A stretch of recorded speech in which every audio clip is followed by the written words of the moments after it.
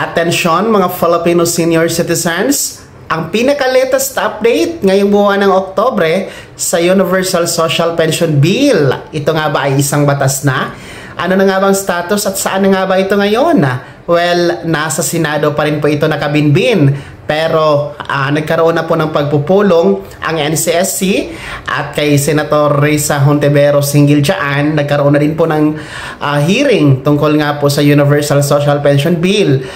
Kung ito nga po ba ay kakayanin ng gobyerno, saan kukunin ng pondo at talagang masustain ba ito para sa ating mga nakakatanda. So lahat ng yan po ay isinalang-alang po dyan sa Senado bago ito aprobahan. Sana naman aprobahan at sana magiging batas ito bago matapos itong taon 2025. At yan ang pinaka-latest update sa Universal Social Pension Bill, mga ka-vlogs.